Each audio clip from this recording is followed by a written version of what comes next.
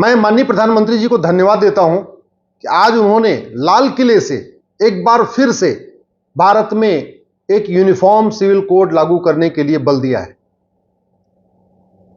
बाबा साहब अंबेडकर का सपना था कि भारत में one nation one civil code होना चाहिए। 23 नवंबर 1948 को संविधान सभा में जब पूरी चर्चा हुई, उसके बाद डॉक्टर अंबेडकर ने कहा था कि मेरा सपना है कि भारत में one nation one civil code हो। भारत में अब तक 15 लोग प्रधानमंत्री बन चुके हैं, लेकिन जिस तरीके से माननीय मोदी जी ने बाबा साहब का सपना साकार करने के लिए प्रतिबद्धता दिखाई है, उसके लिए मैं उनको धन्यवाद देता हूं। सबके हित में है। संविधान का मतलब ही होता है संविधान, समान विधान, सबके लिए एक जैसा विधान, यानी secular civil code, uniform civil code. ऐसा सिविल कोड जो जेंडर न्यूट्रल हो, रिलीजन न्यूट्रल हो, सभी पंथ के लिए, सभी मजहब के लिए समान कानून हो और महिला पुरुष के लिए भी एक समान कानून। यूनिफॉर्म सिविल कोड इसलिए जरूरी है कि यह कुरीतियों को खत्म कर देगा। भारत में अभी कम से कम 10 से 15 कुरीतियां चल रही हैं और विदेशी कुरीतियां हैं। जैसे भारत के अंदर जो कुरीतियां शुरू हुई उनको खत्म करने के लिए कानून बना, सती प्रथा के लिए कानून बना, छुआछूत के खिलाफ कानून बना और भी कई सारे कानून बने। लेकिन जो मुगलों के साथ कुरीतियां आई उनको खत्म करने के लिए कानून नहीं बना। मुगलों के समय में बाल विवाह आया। अब हिंदू, जैन, बौद्ध, सिख के लिए बाल विवाह तो अपराध हो गया, लेकिन मुस्लिम्स के लिए बाल विवाह अपराध नहीं है, क्योंकि 1937 का शरीयत एक्ट उनको 9 साल में शादी करना अलाउ करता है। बाकी सबके लिए बहुविवाह अपराध हो गया, लेकिन मुस्लिम्स के लिए बहुविवाह भी अपराध नहीं है। क्यों? क्योंकि उनका जो 1937 का शरीयत एक्ट है जो अंग्रेजों ने बनाया था वो अलाउ करता है। हलाला चल रहा है, यह भी विदेशी कुरीति है। मुताह चल रहा है, यह भी विदेशी कुरीति है। मिस्यार चल रहा है, यह भी विदेशी कुरीति है। तहर्रुस चल रहा है, यह भी विदेशी कुरीति है। 3 तलाक तो खत्म हो गया, तलाके बिद्दत, लेकिन अभी भी 4 तरीके का और तलाक चल रहे। वो भी एक तरफा होते हैं, मनमाना होते हैं। उसमें भी पत्नी से पूछा नहीं जाता कि मैं दूं या ना दूं, कोई जिम्मेदारी नहीं है। तलाके हसन आज भी चल रहा है, तलाके एहसन आज भी चल रहा है, तलाके बाइन आज भी चल रहा है, तलाके किनाया आज भी चल रहा है। और ये भारत की कुरीतियां नहीं है, ये विदेशी कुरीतियां। तो मैं इसलिए प्रधानमंत्री जी को धन्यवाद देता हूं कि कम से कम वो इतना जोर डाल रहे हैं, और आशा करता हूं कि बहुत जल्दी भारत में यूनिफॉर्म सिविल कोड आएगा। और जो लोग इसको विरोध कर रहे हैं, वास्तव में वो महिलाओं के सबसे बड़े दुश्मन है। जो लोग यूनिफॉर्म सिविल कोड का विरोध कर रहे हैं, वास्तव में मुसलमानों के सबसे बड़े दुश्मन है।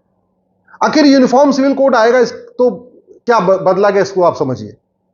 लड़के और लड़की की शादी की उम्र एक समान हो जाएगी, यानी हिंदू हो या मुसलमान, पारसी हो या ईसाई, लड़का हो या लड़की, शादी की उम्र सबकी एक समान होगी। मिनिमम एज अगर 18 होगी तो सबके लिए होगी, 20 होगी तो सबके लिए होगी, 21 होगी तो सबके लिए होगी। अच्छा है ना? इससे कम से कम सभी बेटियां भी पढ़ेंगी, सभी बेटियां आगे बढ़ेंगी। बेटी पढ़ेगी तभी तो बेटी आगे बढ़ेगी, उसका स्वास्थ्य भी अच्छा रहेगा, बाल विवाह बंद होगा, फिजिकली मैच्योर होगी, मेंटली मैच्योर होगी, फाइनेंशियली इंडिपेंडेंट होगी, उसका बौद्धिक विकास होगा, उसका शारीरिक विकास होगा, उसका मानसिक विकास होगा। यूनिफॉर्म सिविल कोड आएगा तो ग्राउंड्स ऑफ डिवोर्स सबके लिए एक जैसा हो जाएगा और प्रोसीजर ऑफ डिवोर्स सबका एक जैसा हो जाएगा। यानी जो आज ये तलाके हसन, तलाके बाइन, तलाके किनाया, ये जो विदेशी कुरीति चल रही है, बंद हो जाएगी। सबका ग्राउंड्स ऑफ डिवोर्स कॉमन हो जाएगा।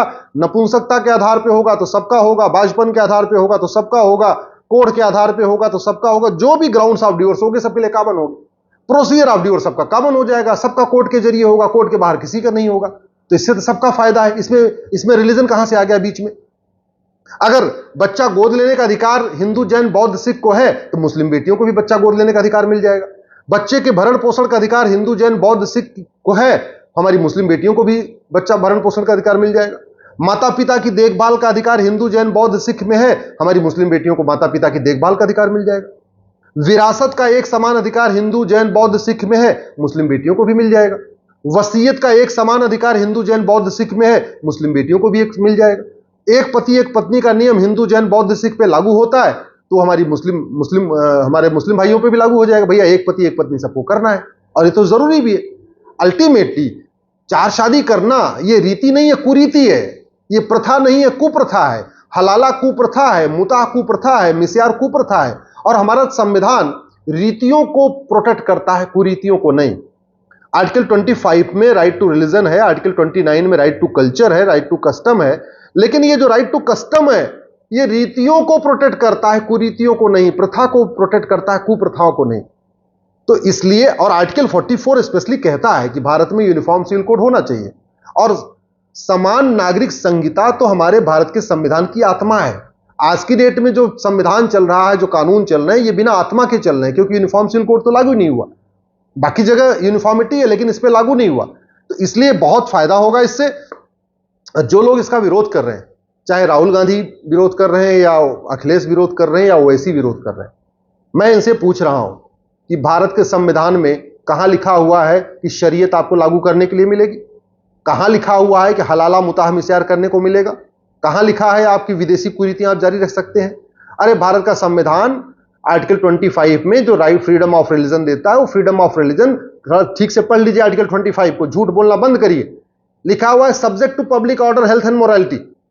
आप उन्हीं रीतियों को फॉलो कर सकते हैं जिससे पब्लिक ऑर्डर खराब ना हो, जिससे आप स्वास्थ्य खराब ना हो, और जो भारत की संस्कृति के अनुरूप हो। यह भारत का संविधान भारतीय संस्कृति को प्रमोट करने के लिए बना है, भारतीय प्रथाओं को प्रमोट करने के लिए बना है। भारत का संविधान जननी जन्मभूमिश्च, इस सिद्धांत को मजबूत करता है। भारत का संविधान यत्र नारस्ति पूज्यते रमन्ते तत्र देवता के सिद्धांत को मजबूत करता है। भारत का संविधान वसुधैव कुटुंबकम कहता है। भारत का संविधान वन नेशन वन लॉ की बात करता है। भारत का संविधान एक देश एक विधान की बात करता है। भारत का संविधान जेंडर न्यूट्रल, रिलीजन न्यूट्रल कानून की बात करता है। और आप कह रहे हो कि नहीं नहीं नहीं, हमारे शरीयत में दिक्कत आ जाएगी हमारी। अरे भैया, ये शरीयत कुप्रथाओं के लिए थोड़ी बनी है, ये शरीयत कुरीतियों के लिए थोड़ी बनी है। और वैसे भी ये संविधान भारत का है, ये अरब का नहीं है। और जहां की आप शरीयत की बात कर रहे हैं, वहां तो बहुत कुछ बैन है। दुनिया के कई इस्लामिक देशों में आज की डेट में मौखिक तलाक नहीं होता, भारत में तो हो रहा है। दुनिया के कई इस्लामिक देशों में हलाला बलात्कार घोषित कर दिया गया है। हमारे देश में हलाला को आज भी कस्टम मान के बैठे हुए। दुनिया के कई देशों में दूसरी शादी करने के पहले पहली पत्नी से पूछना पड़ता है। और आप कह रहे हैं कि नहीं, हम तो 4 शादी करेंगे। और 4 शादी करेंगे कैसे? 1000 लड़के पे 930 तो लड़कियां हैं। लड़कियों की संख्या तो पहले ही कम है, उसके ऊपर आप कह रहे हैं नहीं, हम तो 2 शादी करेंगे, 3 करेंगे, 4 करेंगे। अरे 4 कर लोगे तो फिर दूसरे लोग शादी कैसे करेंगे? फिर तो बाकी लोग कुंवारे रह जाएंगे अगर आप 4-4 शादी करोगे। इसलिए ये जो इंडी गठबंधन के तथाकथित सेकुलर नेता हैं, जो सुबह से लेकर संविधान दिखाते रहते हैं, वास्तव में बहुत बड़े संविधान विरोधी हैं। ये महिला विरोधी हैं, ये इस्लाम विरोधी हैं, ये मुसलमानों के बहुत बड़े दुश्मन हैं। ये चाहते हैं कि भारत में यूसीसी ना आए, जिससे भारत में एक तो अराजकता फैलती रहे, मुसलमान पीछे रहे, वो मेन स्ट्रीम में ना आ पाए। भाई 9 साल में अगर शादी हो जाएगी तो बेटी पढ़ेगी कैसे? पढ़ेगी नहीं तो उसको आगे उसको देश दुनिया की समझ कैसे होगी? 9 साल में उसका अगर निकाह हो जाएगा, 15-16 साल तक होते उसके बच्चे हो जाएंगे, 20 साल होते उसके 3-4 बच्चे हो जाएंगे, तो उसकी पूरी जिंदगी इसी में चली गई। बच्चा पैदा करो, बच्चे को पालन पोषण करो, बच्चा पैदा करो, पालन पोषण करो। वो वास्तव में जिंदगी क्या होती है, जिंदगी किस लिए होती है, समझेगी कब? इसलिए मैं प्रधानमंत्री जी को धन्यवाद देता हूं कि वो यूसीसी के लिए आगे बढ़ रहे हैं। यूसीसी लागू होना चाहिए, लेकिन यूनिफॉर्म सिविल कोड के साथ साथ यूनिफॉर्म एजुकेशन भी लागू होना चाहिए, क्योंकि भारत में हजारों स्कूल ऐसे चल रहे हैं जो भारत के खिलाफ नफरत सिखाते हैं, भारत की संस्कृति के खिलाफ नफरत सिखाते हैं। हजारों भारत में ऐसे स्कूल चल रहे हैं जो वसुधैव कुटुंबकम को नहीं मानते, जो नारी तू नारायणी को नहीं मानते। हजारों ऐसे स्कूल हैं जहां पे कहा गया है कि वंदे मातरम बोलना हराम है।